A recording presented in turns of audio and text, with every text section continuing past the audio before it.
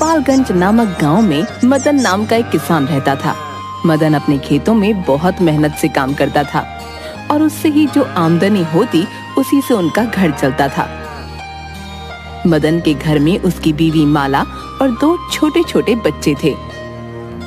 माला, मैंने अपनी जमीन पर आम के पेड़ लगाए हैं। पड़ोस वाला किशन बता रहा था कि पिछले साल आम की खेती करने वालों को बहुत मुनाफा हुआ है और शहर में आम बहुत अच्छी कीमत पर बिके। इसलिए मैंने भी आम के पेड़ लगाने का सोचा। यदि सब कुछ ठीक ठाक रहा तो इस बार मुनाफा दोगुना होगा। हम लोग अपने घर की मरम्मत भी करवा लेंगे और बच्चों की पढ़ाई भी सही से चल पाएगी। अरे वाह, ये तो बहुत अच्छी बात है। भगवान हमारी मदद जरूर करेंगे और इस बार हमें बहुत मुनाफा होगा। हाँ, अब मैं भी खेत पर जाता हूँ।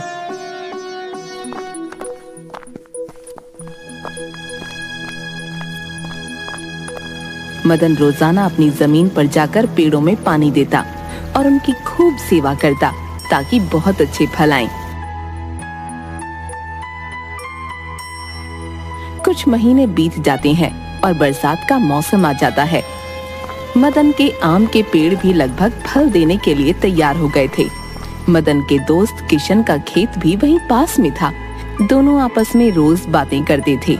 मदन भैया, आपकी जमीन पर पेड़ तो बहुत अच्छे लगे हैं। ऐसा लगता है कि इसमें बहुत अच्छे फल आएंगे।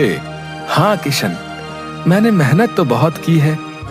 अब भगवान की कृपा रही तो फल भी अच्छे ही आएंगे और मुझे मुनाफा होगा।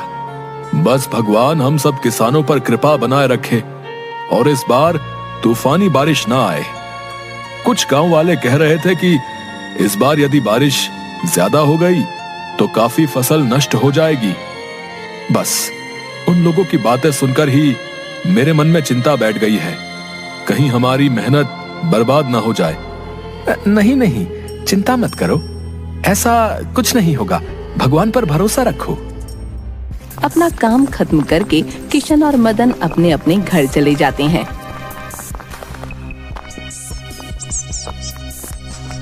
मदन ने किशन को तो दिलासा दे दिया, किंतु उसकी बातें सुनने के बाद मदन के मन में एक डर सा बैठ गया कि यदि कहीं सच में ही तूफानी बारिश हो गई तो उसकी सारी मेहनत बर्बाद चली जाएगी।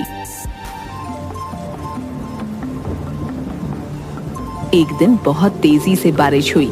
बारिश रुकने का नाम ही नहीं ले रही थी। मदन अपने घर में बैठा बैठा बारिश के रुकने का इंतजार कर रहा था।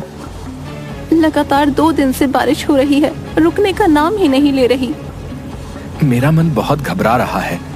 इतनी तेज तूफानी बारिश में तो पूरे गांव की फसलें बर्बाद हो जाएंगी और मैंने जो कितने महीनों तक अपने खेतों पर काम किया है वो सब बर्बाद हो जाएगा। चिंता ना करें, ऐसा कुछ नहीं होगा। तुम नहीं जानती, कुछ साल पहले ऐसी ही बारिश आई थी और पूरे गांव के खेत बर्बाद हो गए थे। उस साल गांव में किसी को भी उनकी मेहनत का फल नहीं मिला। यदि इस बार भी ऐसा हुआ तो मुनाफा तो दूर की बात है, हमें खाने के भी लाले पड़ जाएंगे। मुझे कुछ और काम करने को मजबूर होना पड़ेगा। इसी तरह चिंता और सोच में मदन पूरी रात सो नहीं पाता। अगले दिन मदन सुबह सुबह बारिश बंद होते ही अपने पेड़ों को देखने भागता है, परंतु वहां का नजारा देखकर उसके होश उड़ जाते हैं। वहां चारों तरफ बर्बादी का मंजर था। सभी के खेत और फसलें बर्बाद हो चुकी थीं। मदन सर पकड़कर वहीं बैठ जाता है और रोने लगता है। तभी किशन वहां आता है।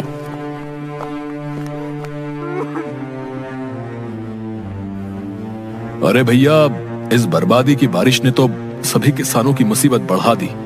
देखो, तुम्हारी और हमारी मेहनत पर कैसे पानी फिर गया। मुझे कुछ समझ नहीं आ रहा, मैं क्या करूं। मैंने तो अपनी सारी उम्मीदें इसी फसल से लगाई हुई थी। मैं अपना घर चलाने के लिए क्या करूं, मुझे तो कुछ समझ नहीं आ रहा। अरे भैया, सभी का यही हाल है। गांव में जितने भी किसान हैं, सभी पर यह मुसीबत आई है। किशन चला जाता है, परंतु मदन वहीं बैठा बैठा रोता रहता है।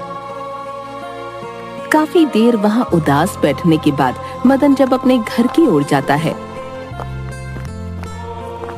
तो घर का नजारा देखकर उसका मन दुखी हो जाता है। बारिश के पानी से घर की छत बह रही थी और भूखे प्यासे बीवी और बच्चे कोने में दुबके बैठे थे। अरे कहाँ थे आप? कब से मैं आपका इंतजार कर रही थी। देखिए ना, छत से कितना पानी टपक रहा है।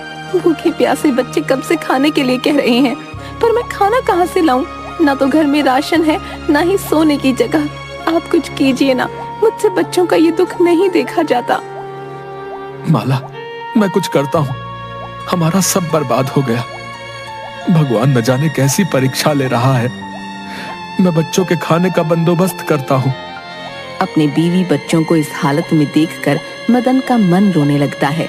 अपने बच्चों के लिए खाने का इंतजाम करने की खातिर मदन घर से भागता हुआ बाजार की दुकान की ओर जाता है।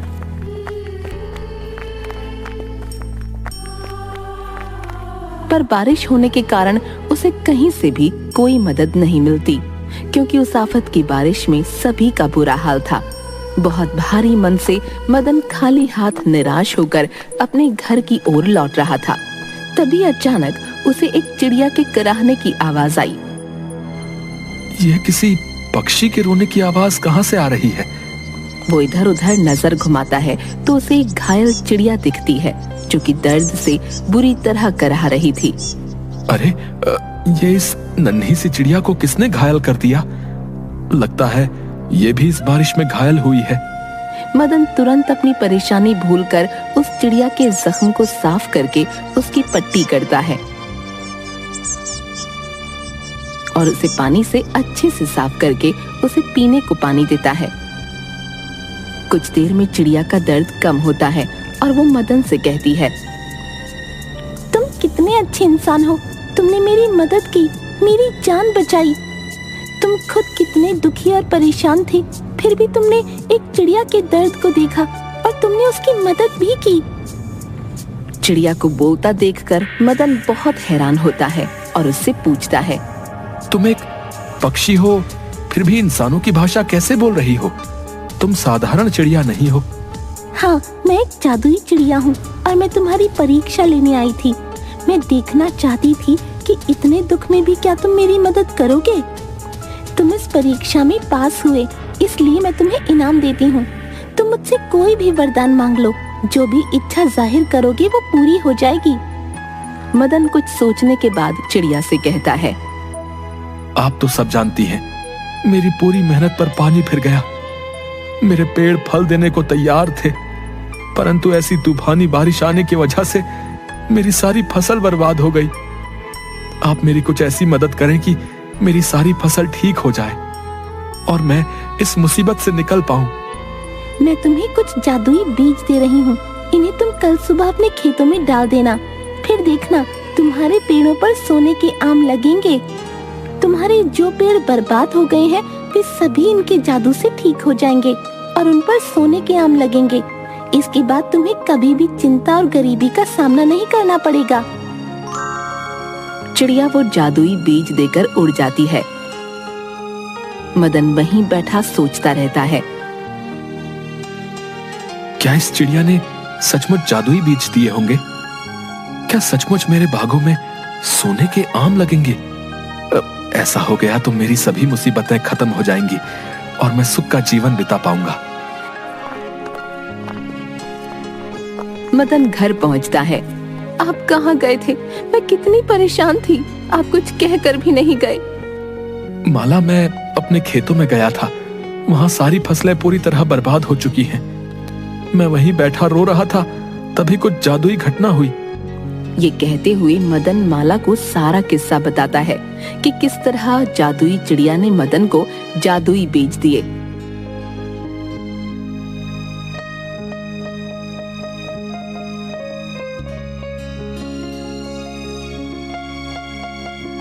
अरे, क्या आप सच कह रहे हैं? यदि चिड़िया ने वो जादुई बीज दिए हैं तो जरूर हमारे खेतों में सोने के आम लगेंगे। उसकी कही बात जरूर सच होगी। तुमने उस चिड़िया की मदद की, अच्छाई का फल तुम्हें मिलेगा और हमारी सारी मुसीबतें दूर हो जाएंगी। बस अब हमें अपने खेत में जादुई फसल का इंतजार करना होगा।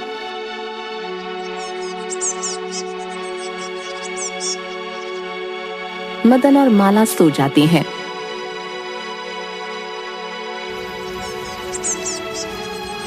और अगले दिन सुबह ही मदन अपने खेतों में जाकर वो जादुई बीज डाल देता है।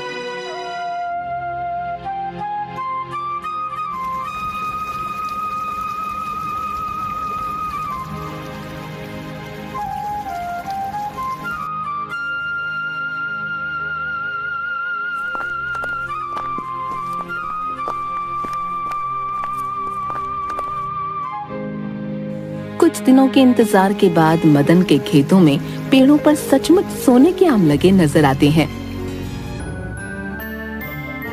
अरे क्या मैं सपना देख रहा हूँ? यहाँ तो सचमुच सोने के आम लगे हुए हैं। उस चिड़िया की कही बात सच हो गई। मैं जल्दी से ये आम तोड़कर घर ले जाता हूँ और उन्हें तुरंत जाकर बाजार में बेचता हूँ। धन्यवाद भगवान, आपका लाख लाख शुक्र है।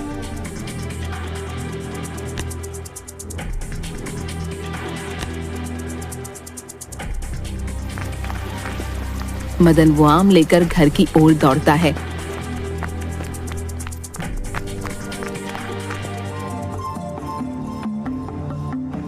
देखो माला, देखो, जादुई चिड़िया की बात सच हुई।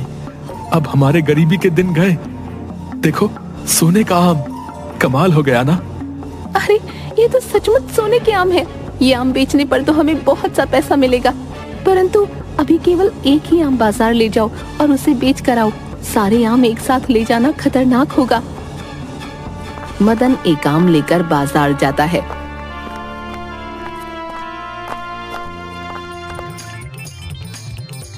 और उसे बेचने के बाद उसे काफी पैसा मिलता है। माला, केवल एक आम बेचने पर ही हमें इतना पैसा मिल गया। बाकी के आम मैं बाद में बेचूंगा। क्यों ना आप खेतों का काम छोड़कर आभूषण की एक दुकान खोल लें? इतने सोने से काफी आभूषण तैयार हो जाएंगे और उस काम में मुनाफा भी बहुत है। हाँ, ये तो बहुत अच्छा आइडिया है। इसके बाद से मदन आभूषण की दुकान खोलता है, जो कि काफी अच्छी चलने लगती है। इसीलिए कहते हैं कि नेकी कभी खाली नहीं जाती। यदि हम किसी की मदद करते हैं तो हमें भी बदले में उस निस्वार्थ मदद का फल जरूर मिलता है।